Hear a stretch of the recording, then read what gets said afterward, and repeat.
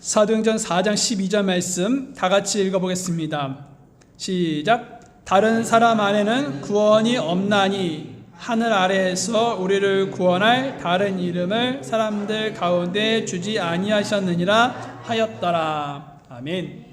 네, 오늘은 사도행전 4장 1절서부터 12절까지의 말씀을 본문으로 삼겠습니다. 여러분, 그 하나님은요, 베드로를 통해 아름다운 문이라 하는 그런 성전문에서 구걸하던 그런 걷지 못한 사람을 걷게 하셨습니다. 걷지 못하던 자가 깨끗이 고침을 받았다는 그런 소문은요, 삽시간에 주변 사람들에게 퍼져나갔습니다.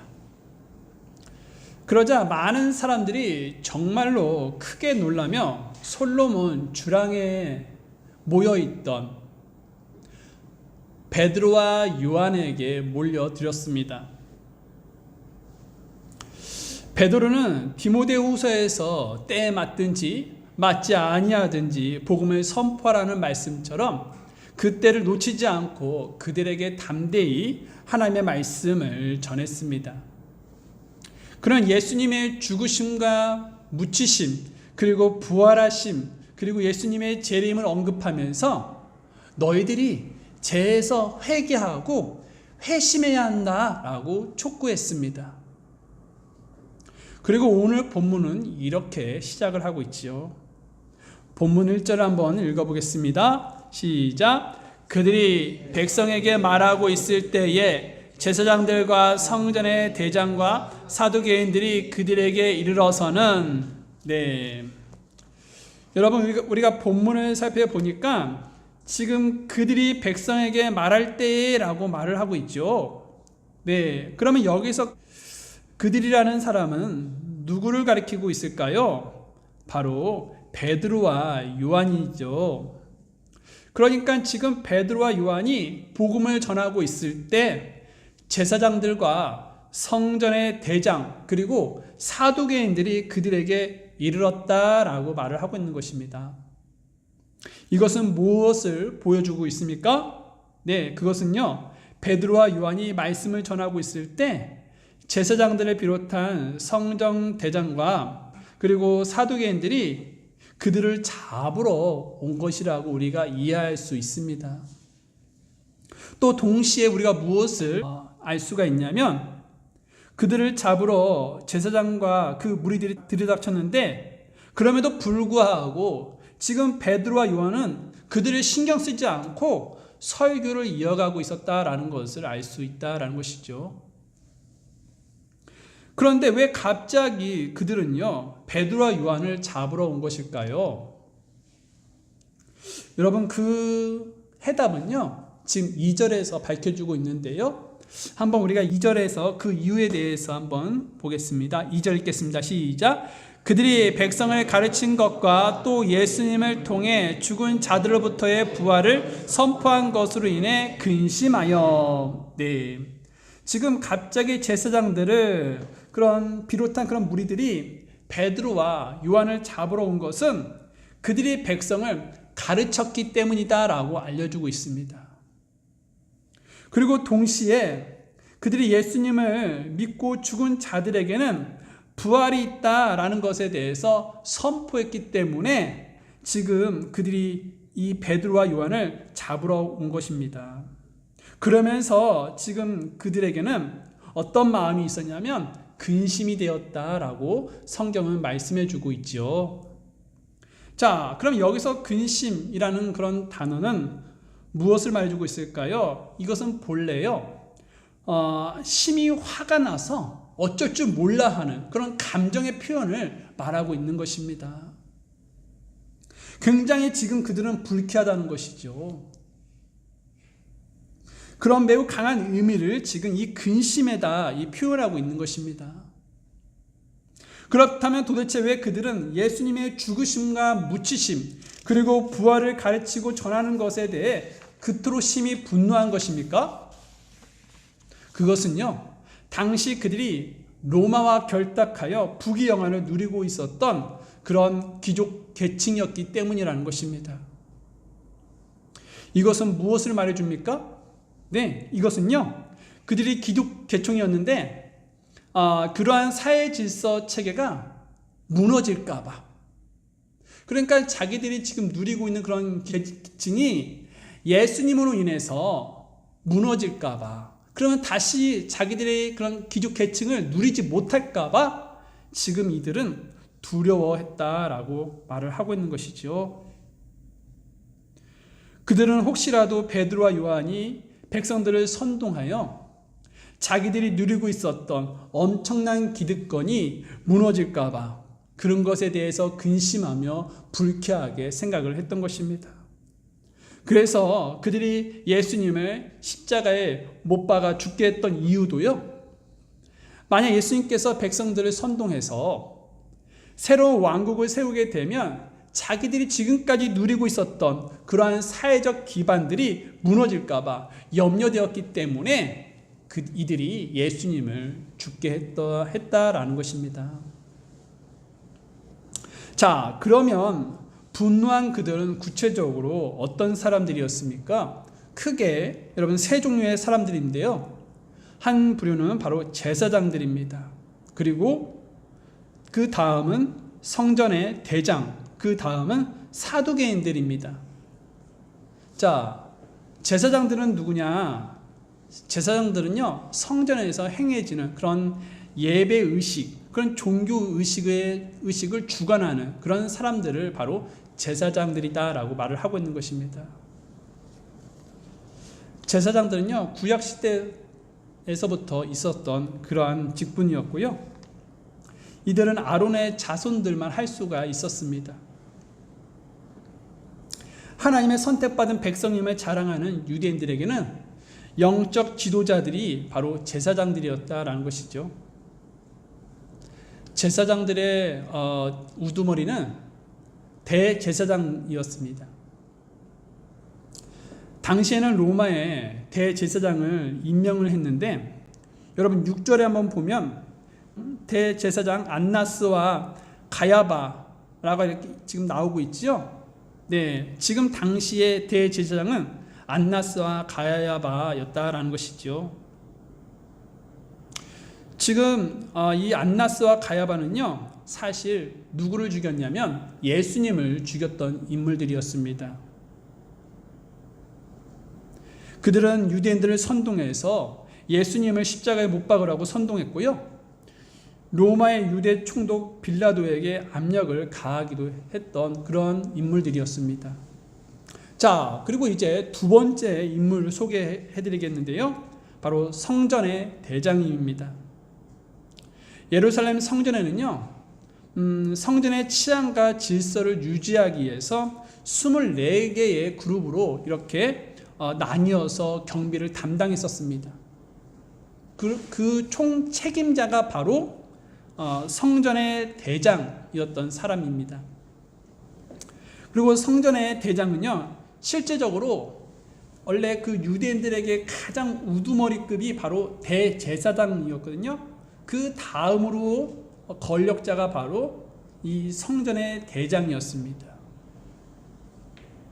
자, 이제 세 번째 인물을 소개해 드리겠습니다. 세 번째 인물은 사두개인들인데요, 사두개인들은요, 유대의 한 종파로서 경제적, 정치적 모든 실권을 가지고 있었던 그러한 종파였습니다.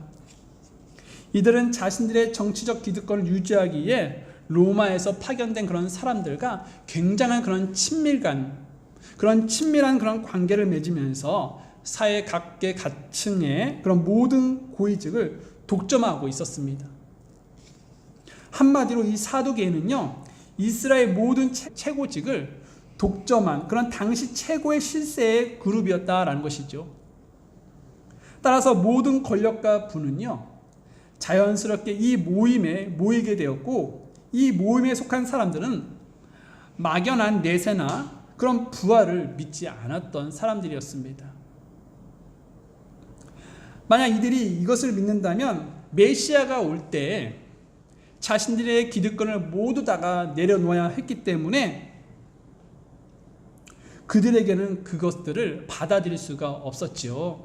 그래서 그들은 나는 부활을 믿지가 않아 라고 주장하기도 했다라는 것입니다.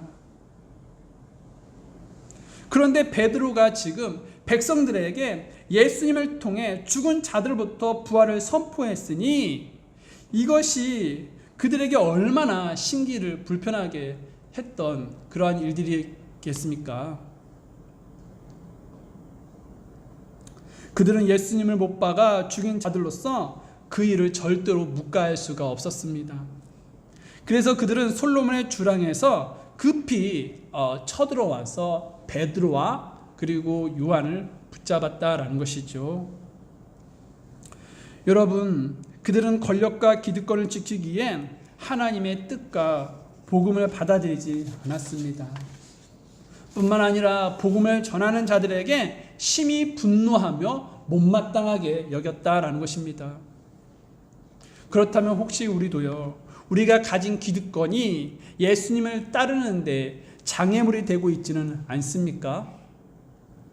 만약 우리의 가족, 우리의 재산, 우리의 직장 이런 등등 이런 것들이 예수님을 따르는 데에 방해가 된다면 우리는 어떻게 해야 하겠습니까? 바로 그런 것들을 내려놔야 하겠습니다.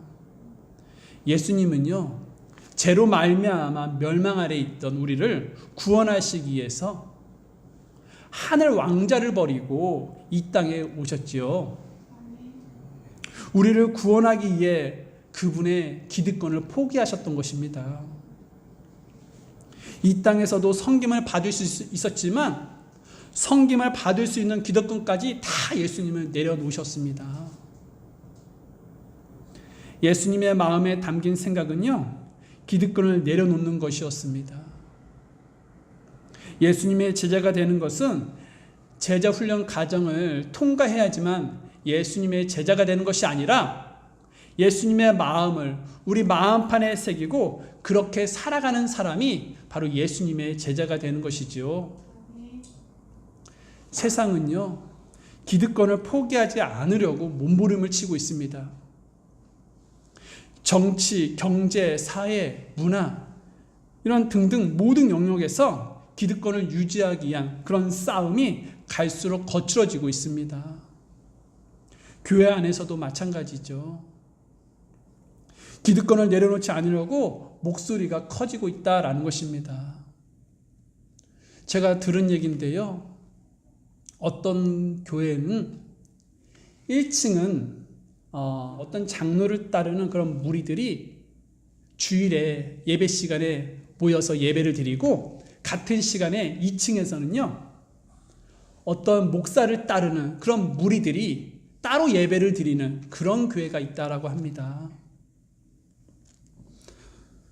또 어떤 대형 교회는요 부와 권력을 내려놓지 않으려고 담임 목사직을 그런 세습하는 경우가 있습니다.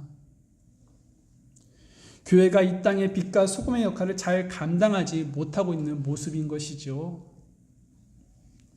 여러분, 우리는요 그들과 달라야 하겠습니다. 기득권을 내려놓는 것이 예수님의 제자가 되는 길이죠. 이 사실을 믿고 주님을 바르게 따르는 그런 참된 제자가 되기를 바랍니다.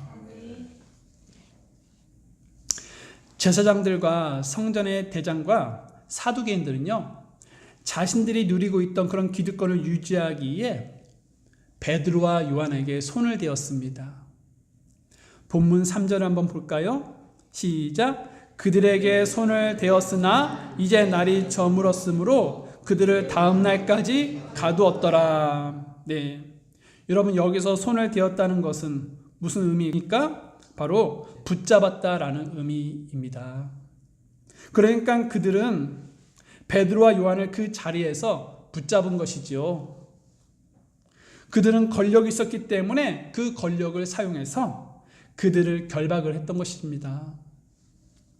그런데 유대인의 관습에는요 날이 저물게 되면 어떠한 신문과 어떠한 법정에 설 수가 없는 그러한 관습이 있었습니다. 그래서 본문에 보게 되니까 날이 저물었으므로 그들을 다음 날까지 가두었더라라고 말씀하고 있죠. 네. 그런데 여러분, 베드로와 요한이 이렇게 성전에 기도하던, 그러니까 이 걷지 못하던 그런 사람을 고쳤던 그 시간이 몇 시인지 아십니까? 지금 우리가 사도행전을 쭉쭉 보고 있는데 이 사도행전 이 3장에서는요 걷지 못하던 자가 나오죠. 그런데 이 베드로와 요한이 성전으로 걸어갈 때에 이 걷지 못하던 자를 불쌍히 여겨서 이 베드로와 요한이 그를 일으키지 않았습니까? 내게는 금과 은은 없겠지만 내게 있는 거 나사렛 예수 그리스도의 이름으로 일어나 걸어라 라고 말을 하면서 그 걷지 못한 자를 일으키지 않았습니까? 그 시간대가 몇 시인지 아시냐 이런 말이죠. 여러분 사도행전 3장 1절 말씀을 잠깐 볼까요? 사도행전 3장 1절 말씀을 보게 되면 이제 9시 기도 시간에 베드로와 요한이 함께 성전으로 올라갈 때에 라고 말씀하고 있죠.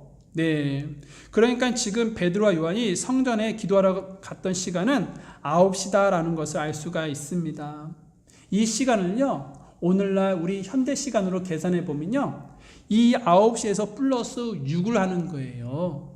그러면 여러분 플러스 6을 하면 지금 이 9시는 오후 3시가 되는 것입니다.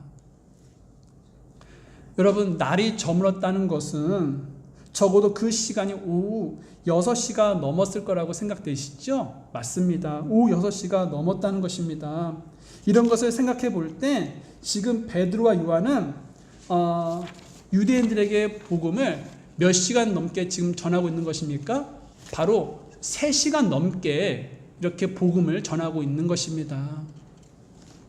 비록 그들은 복음을 전하다가 감옥에는 갇혔지만 말씀을 들은 사람들 중에 많은 이가 믿게 되었죠.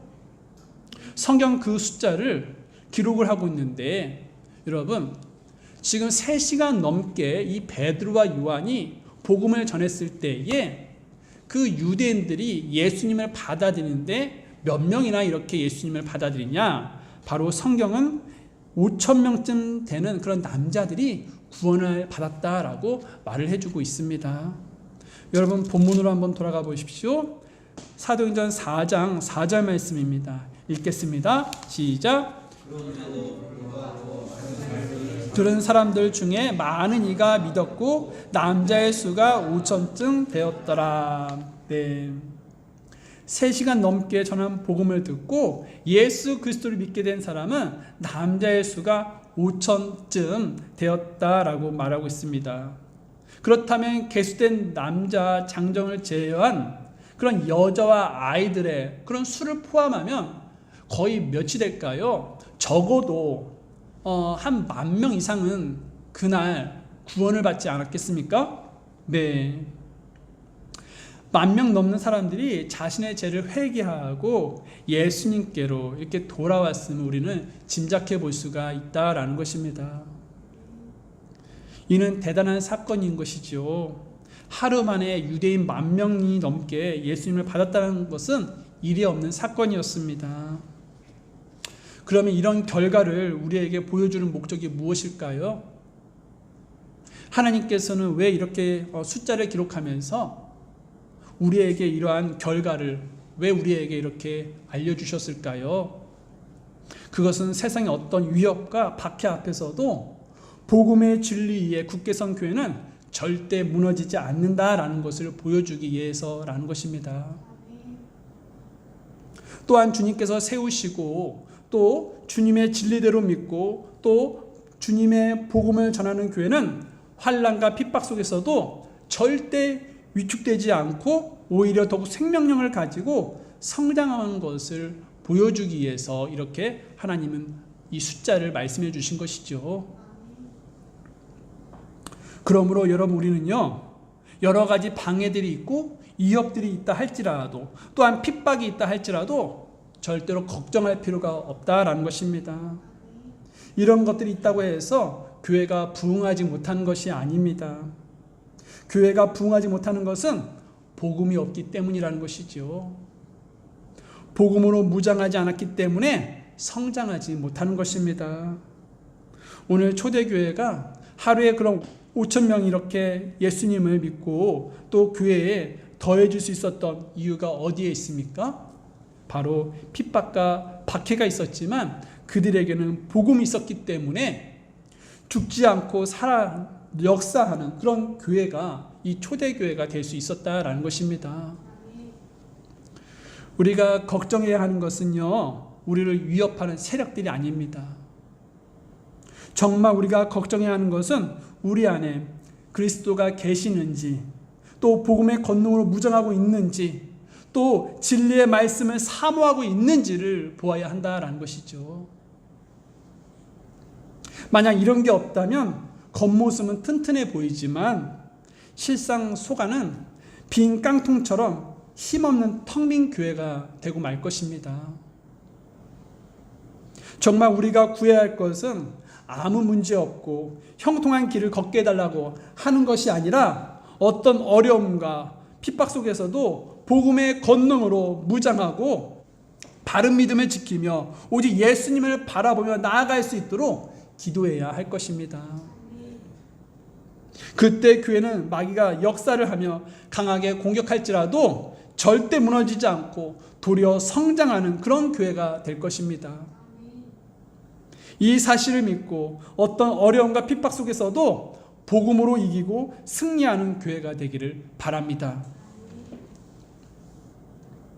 자, 이제 베드로와 요한이 붙잡혀간 그 이튿날이 되었습니다. 5절을 한번 보겠습니다. 5절 한번 읽겠습니다. 시작. 이튿날 그들의 치리자들과 장로들과 서기관들과 이미 날이 저물었기 때문에 그 날에 곧바로 재판은 열리지는 못했고요. 그 이튿날이 돼서야 비로소 이들에 대한 재판이 진행되게 되었습니다. 재판에 참석한 사람 중에는요, 치리자들과 장로들과 서기관들이 있었습니다. 여기서 치리자들은요, 종교적으로 그런 지도자들을 의미하고 있는 것이죠. 또 장로들은요, 종교계의 그런 원로들을 의미하고 있습니다. 이 장로들은 대부분 사도계인들이 많이 차지하고 있었습니다. 서기관은 바리새파로서요, 율법에 능통한 그런 전문가들이죠. 이 세 사람들이 모였다는 것은 무엇을 말해주고 있냐면 유대인 최고 법정에 해당하는 그런 산헤드린 공회가 열렸다라는 것을 의미하고 있는 것입니다. 산헤드린 공회는요, 로마가 유대를 점령해서 그들을 다스리고 있지 않았습니까? 그런데 유대인들이 종교적인 문제가 있으면 계속적으로 그 로마에게 가가지고 이 종교 문제를 우리에게 해결해 달라고 막 이렇게 졸라대니까 아우 힘들어 너희들이 알아서 자치적으로 그것을 해결해 하면서 만들었던 그 기관이 이 산헤드린 공회다라는 것이죠. 자, 그래서 이제 이 산헤드린 이 공회에 이들뿐만 아니라 또 누가 있었냐면 6절에 말해주고 있는데요. 6절 한번 읽겠습니다. 시작. 대제사장 안나스와 가야바와 요한과 알렉산더와 대제사장의 친족들이 다 예루살렘에 함께 모여. 대제사장 안나스와 가야바도 그 산헤드린 공회의 회원이었습니다. 그리고 요한과 알렉산더와 대제사장의 친족들이 공회로 모였다라고 성경은 말해주고 있죠. 그런데 여러분, 왜 이들이 지금 이렇게 다 모여 있는 것입니까? 그만큼 지금 이 사건이 심각한 사건이다라는 것을 말해주고 있는 것이죠. 신성모독죄로 처형했던 예수님께서 다시 부활했다는 그런 소식뿐만 아니라 부활한 그런 예수님의 이름으로 기적이 일어나고 있었기 때문에 이것은 보통 문제가 아니야 라고 그들은 인식하고 있었기 때문에 이렇게 다 그 산헤드린 공회 앞에서 모여 있는 것입니다. 그래서 그들이 다 모여서 이 베드로와 요한을 한가운데 세우고 다음과 같이 신문을 하기 시작했습니다. 제가 7절과 읽어드릴게요. 그들을 한가운데 세우고 묻되 너희가 무슨 권능이나 어떤 이름으로 이 일을 행하느냐 하니 그때 베드로가 성령님으로 충만하여 그들에게 이르되 너희 백성의 치리자들과 이스라엘의 장로들아 라고 말을 하고 있다라는 것이죠. 자, 지금 그들은 베드로와 요한을 한가운데 세우고 무엇을 하고 말을 하고 있냐면 너희가 무슨 권능이나 어떤 이름으로 이 일을 행하느냐라고 물었다라는 것입니다. 여러분 이게 무슨 뜻입니까? 네, 이것은요. 우리는 너희들에게 성전에서 이런 일들을 행하도록 허락한 적이 없다. 그런데 너희는 누구 허락을 받고 이렇게 사람들을 일으키고 이런 기적을 보이는 것이냐라고 하면서 지금 지적을 하고 있는 것이죠. 만약 여기에서 베드로와 요한이 나는 하나님의 예수님의 이름으로 나는 이렇게 이 걷지 못한 자를 치유한 것다. 너희들 나한테 이렇게 지적을 하냐라고 이런 말을 한다면 이 지금 베드로와 요한은 어떻게 될까요? 바로 예수님처럼 그 십자가형으로 죽게 되는 그런 상황이었다라는 것입니다. 자, 여러분 우리는 사실 지금 이것을 글로 보기 있기 때문에 당시의 긴장감을 우리는 느낄 수는 없을 것입니다. 하지만 한번 우리 자신이 재판에 불러졌다고 한번 과정에서 한번 생각해 보십시오. 예수님을 부인하면 너는 살 거야. 그러나 너가 예수님을 시인하면 너는 십자가형이야 라고 여러분들한테 물었다면 여러분은 어떠한 입장에서 어떻게 여러분들은 말할 수 있을까요? 여러분 말 한마디에 청량빛 갚는다는 말이 있습니다. 하지만 지금은 말 한마디에 목숨이 왔다 갔다 하는 실정이라는 것이죠. 누구라도 이런 종교재판에 처해지면 현저하게 불안해지게 되고 긴장을 하게 되고 이마에 구슬땀이 흐르지 않겠습니까? 그런데 여러분 사실 이 베드로는 어떤 사람이었습니까? 여러분 이 베드로는요 사람들과 죽음이 두려워서요 예수님을 무려 3번이나 부인했던 그러한 배신자였다라는 것입니다. 여러분 마태복음 한번 말씀 한번 볼까요? 이 베드로가 어떻게 예수님을 부인했는지 마태복음 26장 말씀 한번 보겠습니다. 마태복음 26장 69절 말씀을 잠깐 보면 이런 말씀이 적혀 있지요. 마태복음 26장 9절 말씀입니다. 지금 예수님은 대제사장들에게 잡혀서 사내들인 그런 공회 앞에 서게 된 것입니다. 그때에 여러분 69절 보십시오. 이제 베드로는 관제 바깥쪽에 앉았는데 한 소녀가 그에게 나와 이르되 당신도 갈릴리에 예수와 함께 있었도다 하거늘 지금 한 소녀가 지금 대제사장 그 집 밖에서 앉아있던 그 베드로 예수님이 어떻게 될까 되게 궁금해서 바깥에 있던 그 베드로에게 당신도 갈릴리 예수와 함께 있었다라고 말했다는 것입니다. 그랬을 때 70절 말씀 보십시오. 70절 말씀에 그가 그들 모두 앞에서 부인하여 이르되 나는 내가 무슨 말을 하는지 알지 못하노라 하며 지금 예수님을 첫 번째 이렇게 부인을 하고 있는 것이죠. 아니야 나는 예수님을 몰라 나 그런 사람 아니다고 라고 말을 하고 있는 것이죠. 그런데 여러분 다른 하녀가 그 베드로를 또 보게 됩니다. 그러자 그 베드로에게 그 하녀가 뭐라고 얘기하냐면 71절 보십시오. 나와서 현관으로 들어가니 다른 하녀가 그를 보고 거기 있던 자들에게 이르되 이자도 나사렛 예수와 함께 있었도다 하며 지금 다른 하녀도 너도 나사렛 예수와 함께 있었잖아 라고 말했던 것이죠. 그러자 72절을 보십시오. 다시 그가 맹세하고 부인하되 나는 그 사람을 알지 못하노라 하더라. 지금 베드로가 두 번째 이렇게 부인을 하고 있는 것입니다.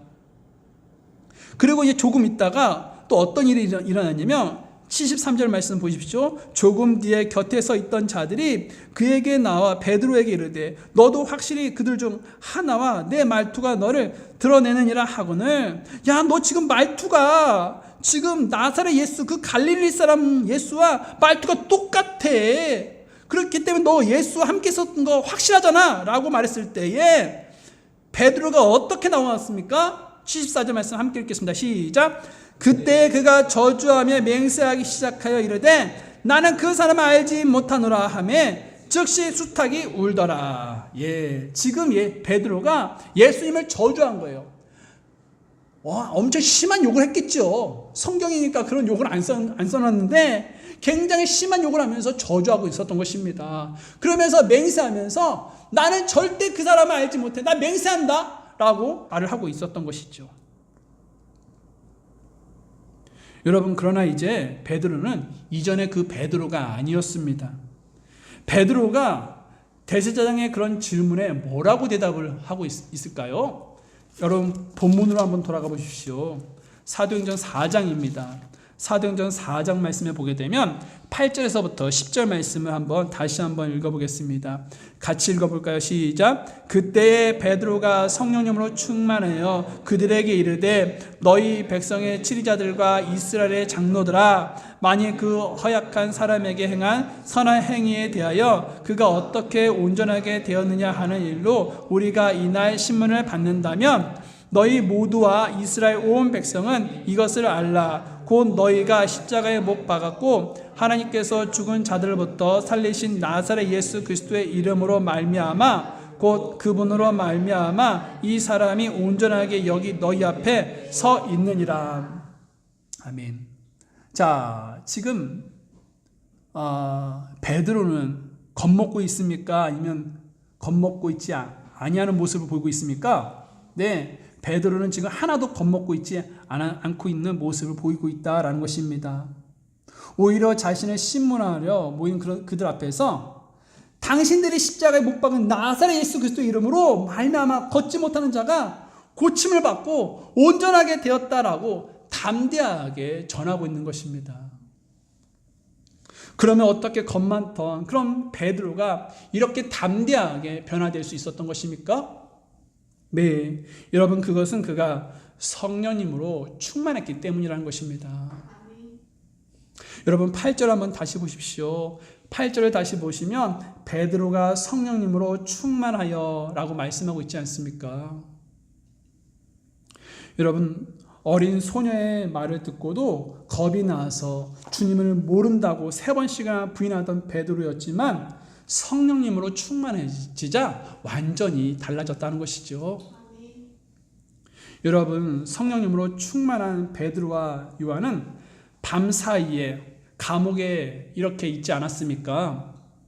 그런데 여러분, 그때 그들은, 이 성령님으로 충만한 그들은 어떠한 심정으로 그 감옥 안에 갇혀 있었을까요? 하나님, 내가 지금 주님을 전하고 있는데 아니 어떻게 나를 이렇게 감옥에 가둡니까? 라고 원망과 불평을 하고 있었을까요? 아니면 나의 그런 신세 한탄을 하면서 보내고 있었을까요?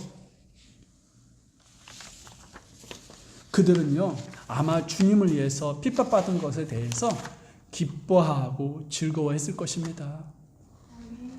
바울이 빌립보 그 감옥에 갇혀서 신라와 더불어 하나님께 무엇을 했었습니까?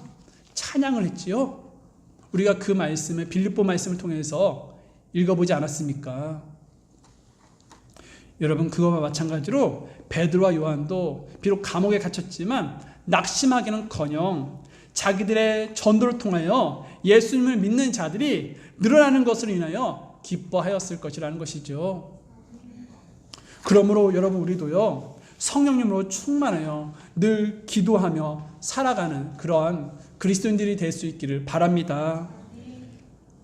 그렇다면 여러분, 성령님으로 충만하는 것이 무엇입니까? 교회에서 성령 충만이라는 말은 정말 많이 듣는 말입니다. 그죠? 하지만 성령 충만이 무엇이냐고 물어보면 그 의미를 정확하게 말하는 사람이 많지 않다라는 것이죠. 오히려 성령 충만의 진정한 의미를 오해하는 분들이 많이 있습니다. 성령 충만을 방언을 하는 자다라고 생각하는 분이 있고, 또 내 몸이 치유받았다고 해서 나 성령 충만해 라고 생각하는 분이 있습니다. 또 열광적인 그런 기도에 몰입이 되었을 때, 또 황홀경의 그런 체험을 통해서 나는 성령 충만해 라고 이렇게 생각하는 분들이 있습니다. 그러나 여러분, 이것은 성령 충만이 아닙니다. 진정한 성령 충만은 무엇이냐? 바로 성령님께 지배받는 상태를 말하는 것이죠. 즉 우리의 생각과 또 우리의 감정과 우리의 의지가 온전히 하나님의 말씀과 그리스도의 영에 의해 이끌리는 그런 삶을 바로 성령 충만이다 라고 말을 하고 있는 것입니다. 그래서 우리가 성령 충만으로 가기 위해서는 우리가 무엇을 해야 하겠습니까? 여러분, 그런데 먼저 우리가 성령 충만을 하기 위해서 많은 그런 기도를 드리게 되지 않겠습니까? 그런데 여러분, 우리가 주님의 말씀에 온전히 우리가 복종하지 못하면 성령 충만을 사모하고 또 그렇게 기도한다 할지라도 우리는 절대로 성령 충만으로 이어질 수가 없다라는 것이죠. 이것은 무엇을 말해줍니까? 바로 우리가 하나님의 말씀 앞에서 순종해야지 성령 충만으로 이어질 수 있다라는 것을 말해주는 것입니다. 그래서 여러분, 우리의 삶이 온전히 주님께 복종하여 성령님과 늘 친밀한 교제를 하며 즐기는 그러한 그리스도인들이 되기를 소망합니다. 자, 이제 성령님으로 충만한 그런 베드로는요, 담대하게 예수님을 선포했습니다. 그리고 거기서 멈추지 않았다라는 것이죠. 자, 11절 말씀을 한번 보겠습니다. 시작. 이분은 너희 건축자들이 없인 여긴 돌로서 모퉁이의 머릿돌이 되셨느니라. 자, 여러분, 이 11절 말씀은요, 시편 118편 22절에 기록된 말씀입니다. 뭐라고 그 시편 118편에 적혀 있냐면, 건축자들이 버린 돌이 모퉁이의 머릿돌이 되었나니라고 이 시편 118편 22절에 기록되어 있습니다. 지금 베드로는요, 이 말씀을 인용하면서 건축자들이 버린 돌이 모퉁이의 머릿돌이 되었다라고 말을 하고 있는 것이지요. 이것은 비유입니다. 건축자들이 버린 돌은 바로 대제사장 무리들이 사형을 언도한 예수님을 의미하는 것이죠.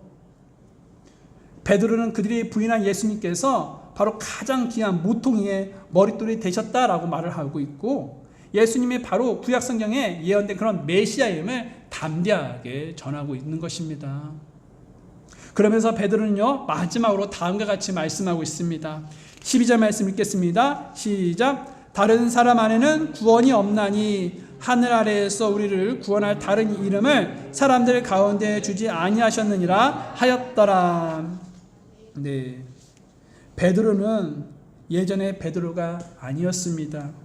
예수님을 위해서라면 자기 목숨도 아끼지 않았습니다. 왜 그렇습니까? 네, 그는요, 십자가에서 죽으시고 부활하신 주님을 만났기 때문이다라는 것입니다. 그는 스승을 부인한 제자를 찾아서 다시 갈릴리 바다까지 오신 예수님이 바로 하나님의 아들이심을 부인할 수가 없었습니다.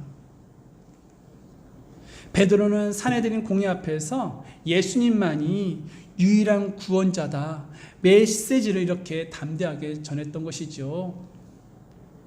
베드로는 예수님의 이름이 단지 걷지 못하는 사람을 일으키는 그 정도의 기적을 경험하는 이름이 아니라 죄인을 구원하시는 하나님의 권능의 이름이라는 것을 자랑하고 있는 것입니다. 그렇다면 우리는 어떠해야 하겠습니까? 혹시 과거 사람들 앞에서 우리가 예수님을 부인하고 또 예수님을 부끄러워하는 모습이지는 않았습니까? 그러나 지금은 여러분, 우리는 어떠해야 하겠습니까? 만약 여러분들이 예수님을 부끄러워하고 있다면 그것은 우리가 아직 예수님을 살아계신 하나님으로, 또 하나님의 아들로 확실하게 믿지 못하고 있다는 그런 증거일 수도 있습니다. 여러분, 예수님을 부끄러워하지 마십시오. 오직 예수님만이 우리의 구원자가 되시기 때문입니다. 예수님이 왜 우리를 구원할 다른 이름은 하나님께서 우리에게 주시지 아니하셨습니다. 한때 베드로도요, 예수님을 부인을 했었지요. 그러나 예수님은 그런 베드로에게 두 번째 기회를 주셨습니다. 우리들도 베드로처럼 주님을 부끄러워했던 그런 적이 있었을 것입니다. 그러나 여러분, 주님은 베드로에게 기회를 주셨던 것처럼 우리들에게도 기회를 주십니다. 여러분, 어디에서나 누구 앞에서나 우리의 유일한 구원자가 되시는 예수 그리스도를 자랑스럽게 그리고 담대하게 고백할 수 있는 저와 여러분이 되기를 소망합니다.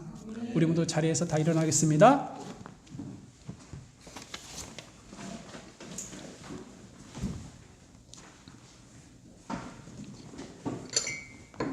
저는 여러분을 주님께로 초청합니다.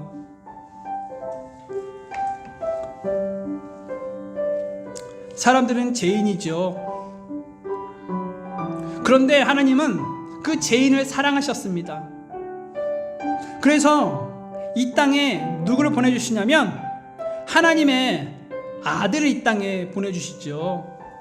왜 보내주셨습니까? 네, 그 하나님의 아들에게 우리의 죄들을 모두 다가 짊어지게 하시기 위해서 이 땅에 보내신 것이지요.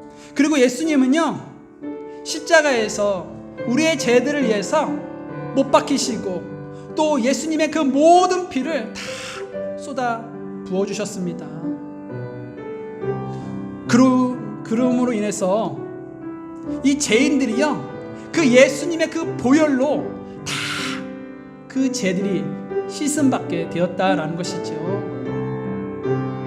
그런데요, 여러분, 놀라운 것은 지금 말씀드렸던 그 예수님께서 죄인들의 그런 죄들을 예수님의 피로 다 씻어주신 것을 믿기만 하면 하나님은 그 사람을 어떤 자로 받아주시냐면 바로 하나님의 아들로 받아주신다라고 성경은 기록하고 있습니다.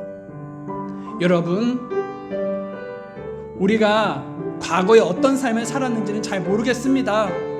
그러나 주님 앞에 나오면 주님은 우리를 다 용서해 주시는 분이십니다.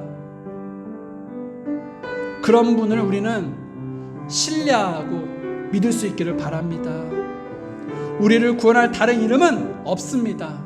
오직 예수 그리스도만 우리를 구원할 수 있습니다. 그런 분을 오늘 신뢰하면서 과거에 내가 지었던 죄들 다 이 시간에 주님을 의지하며 용서 빌고 또 더욱더 우리가 주님을 위해서 살겠다라고 다짐하며 이 시간에 주님을 의지하는 시간을 가져보면 어떻겠습니까? 기도하겠습니다.